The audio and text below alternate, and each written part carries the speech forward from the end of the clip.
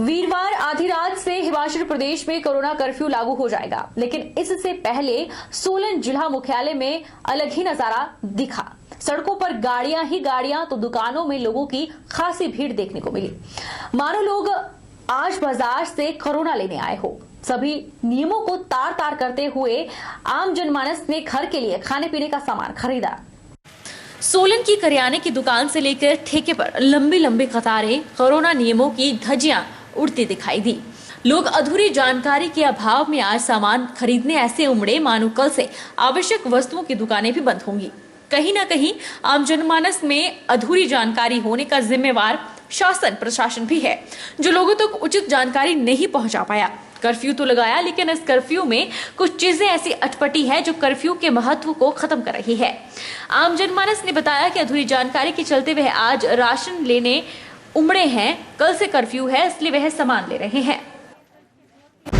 जैसा कि आपको सभी को पता है कि कल कर्फ्यू लगने वाला है, तो हम राशन लेने आए। तो हमें इतना पता नहीं है कि कल राशन मिलेगा या दुकानें बंद होगी, क्या खुली रहेगी, अभी कुछ पता नहीं चला है।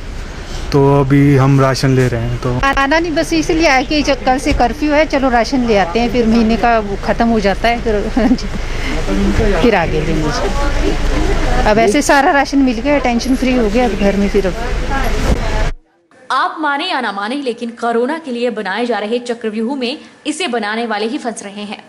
उन्हें ही आधी अधूरी जानकारी है, तो आम जनता करे भी तो क्या।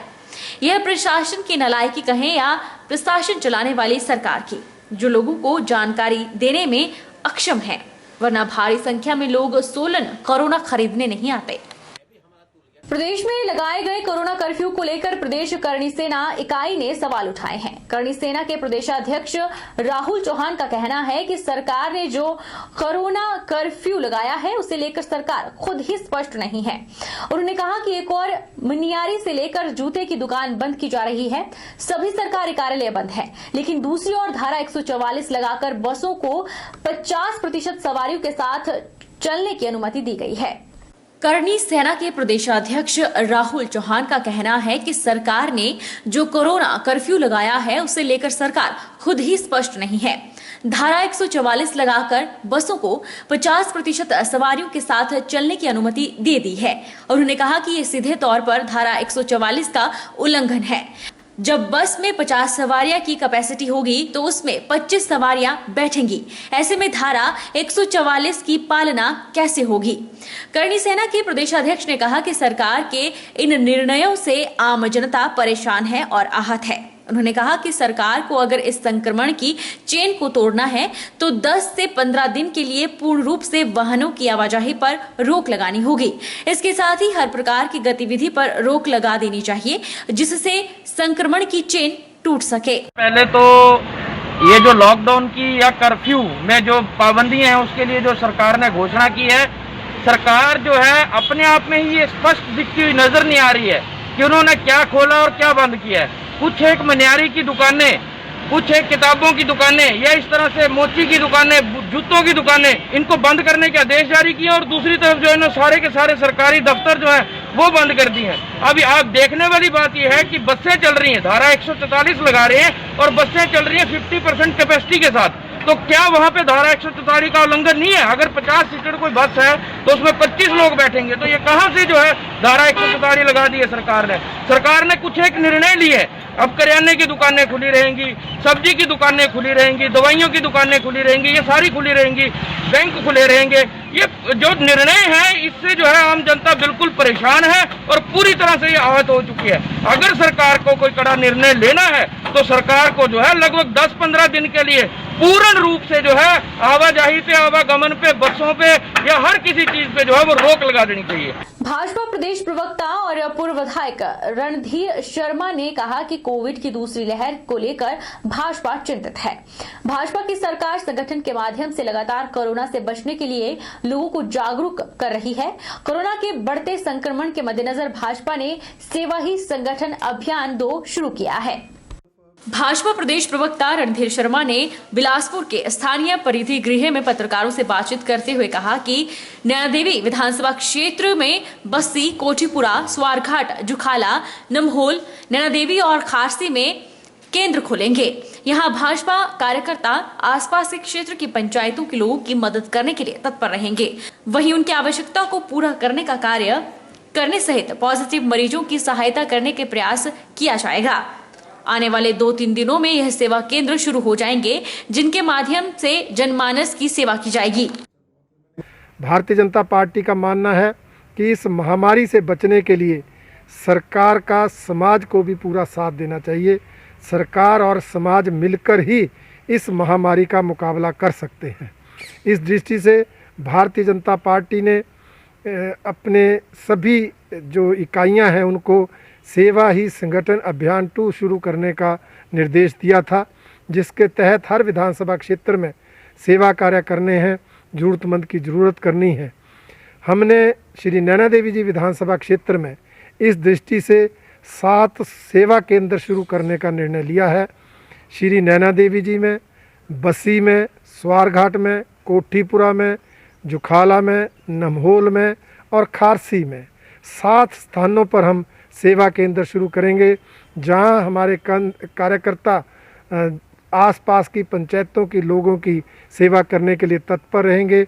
जहां जिसको जैसी भी ज़रूरत होगी उसकी आवश्यकता को, उसकी ज़रूरत को पूरा करेंगे। जहां सोलन में कोरोना से हालात लगातार बिगड़ते जा रहे हैं, 500 के करीब मामले रोजाना कोरोना के सामने आ रहे हैं, जिसके चलते प्रशासन अपनी कैपेसिटी को बढ़ाने का भरसक प्रयास कर रही है। प्रशासन की ओर से एसडीएम सोलन अजय यादव ने आयुर्वेदिक अस्पताल सहित विभिन्न स्थानों का दौरा किया और व्यवस्थाओं को सुदृढ़ करने के दिशा निर्देश दिए। सोलन एसडीएम अजय यादव ने राधा स्वामी सत्संग भवन, आयुर्वेदिक अस्पताल और गुरुद्वारा सिंह सभा सपरून में जाकर व्यवस्थाओं को जांचा और गुरुद्वारा सिंह सभा सपरून में आगामी समय में किस तरह की व्यवस्था की जा सकती है, उसके लिए सभा के सदस्यों से विचार विमर्श किया। एसडीएम सोलन ने बताया कि कोरोना काल में किस तरह से लोगों को राहत पहुंचाई जाए, उसके लिए प्रशासन प्रयास कर रहा है, जिसके चलते आयुर्वेदिक अस्पताल की व्यवस्था को सुदृढ़ किया गया और सपरून गुरुद्वारे में किसी तरह आगामी समय में लंगर या ऑक्सीजन की सेवा लेनी है, इस बारे में विचार विमर्श किया गया। गौरतलब है कि जिला सोलन में हालत दिन ब दिन बिगड़ती जा रही है। अब प्रशासन लोगों को राहत देने के लिए अस्पतालों के अलावा अन्य व्यवस्थाओं पर भी विचार कर रहा है। जैसा कि आपको पता है, कर्फ्यू तो लग रहा है, उसके साथ ही साथ जो हमारे ज़रूरी कार्य है, इसेंशियल कार्य है और मेडिकल से रिलेटेड जो भी कार्य वो चलते रहेंगे। तो आज इसको लेके हमने आयुर्वेद हॉस्पिटल में जो हमारी तैयारियां चल रही हैं, क्योंकि वहाँ पे दोनों चीज़ें एक साथ हो रही हैं, वहाँ पे कोविड टेस्टिंग भी हो रही है और वैक्सीनेशन भी हो रहा है। तो वहाँ पहले कुछ कमियाँ आ रही थी, जिनको देखने के लिए हम लोग गए थे, उन कमियों को दुरुस्त कर लिया गया है। साथ ही साथ उसकी कैपेसिटी हम कैसे बढ़ा सकते हैं, उसको भी लेके आज चर्चा हुई थी। तो आने वाले टाइम में वहाँ पे उनकी जो कैपेसिटी उसको भी बढ़ाया जाएगा। साथ ही साथ आज गुरुद्वारा सिंह सभा सपरून में भी यहाँ के सभा के लोगों से मैं मुलाकात हुई, जिन्होंने सेवा के लिए आग्रह किया था। तो जरूरत पड़ने पे गुरुद्वारा सिंह सभा सपरून द्वारा भी मदद ली जाएगी। वैश्विक महामारी कोविड के इस संकट भरे दौर में लोगों को जागरूक बनाने के लिए People's Fitness and Sports Trust और गोपी युवक मंडल मंग्याल, ग्राम पंचायत खद्दर, तहसील लड़भड़ोल के खिलाड़ी अब बतौर कोरोना योद्धा अपनी भूमिका निभाएंगे। इस दौरान वे स्थानीय प्रशासन का सहयोग करते हुए लोगों को कोविड के प्रति ग्रामीण स्तर पर जागरूक करेंगे। एसडीएम जोगिंद्रनगर अमित मेहरा ने स्पोर्ट्स ट्रस्ट एवं गोपी युवक मंडल मंग्याल के खिलाड़ियों को खेल स्टेडियम जोगिंद्रनगर से हरी झंडी देकर रवाना किया। एसडीएम ने स्पोर्ट्स ट्रस्ट एवं गोपी युवक मंडल मंग्याल के प्रयास की सराहना करते हुए कहा कि उनके इस सामाजिक कार्य के चलते लोगों को कोविड संक्रमण और इससे बचाव बारे जागरूक करने में उनका यह बेहतरीन प्रयास सफल होगा। उनके माध्यम से जहां जरूरतमंद कोरोना संक्रमित परिवारों और लोगों की इस संकट भरे दौर में रोजमर्रा की जरूरतों को पहुंचाने में मदद मिलेगी, तो वहीं लोगों को मास्क पहनने और सामाजिक दूरी बारे जागरूक करने में भी अहम कड़ी साबित होंगे। उन्होंने खिलाड़ियों से खुद को स्वस्थ और कोरोना संक्रमण से मुक्त रहते हुए सामाजिक कार्य के लिए शुभकामनाएं दी। इसमें ये है कि आप अपने आप स्वस्थ होंगे तब आप किसी और की मदद कर पाएंगे। वो रेकलेस होके और कि मुझे तो सेवा करनी है और जाके आप किसी पॉजिटिव व्यक्ति के कांटेक्ट में आ जाएं, खुद बीमार हों, फैमिली को बीमार करें, वो आपसे अपेक्षित नहीं। आपने सिर्फ इतना करना है कि लोगों को जागरूक करना है और प्रॉपर डिस्टेंस से जागरूक करना है। किसी ने मास्क नहीं पहना है, किसी गांव में, किसी घर में, किसी मोहल्ले में मास्क की आदत नहीं है, तो वो आदत लोगों को बार बार बोल के डालनी। कोई नहीं मानता है उसके बारे में सूचना देनी।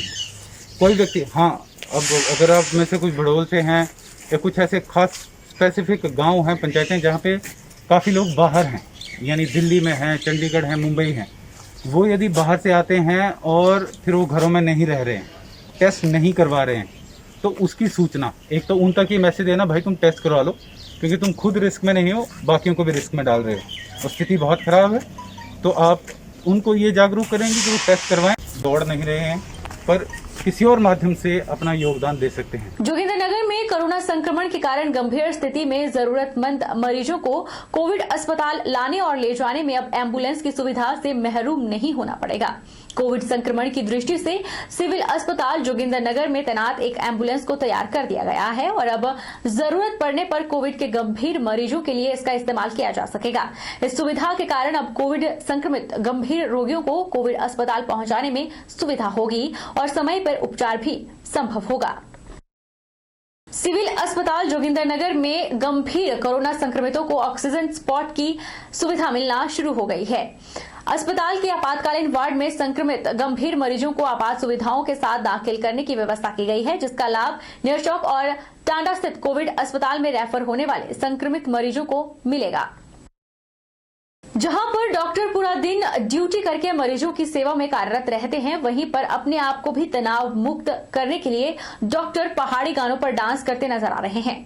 यह वीडियो वायरल हो रही है। यह तस्वीर है डेडिकेटेड कोविड केयर सेंटर बागी बनौला की, जहां पर बिलासपुर जिला के कोरोना पॉजिटिव मरीजों का इलाज चल रहा है। हर तरह से इन मरीजों को स्वस्थ रखने के लिए डॉक्टर प्रयासरत है।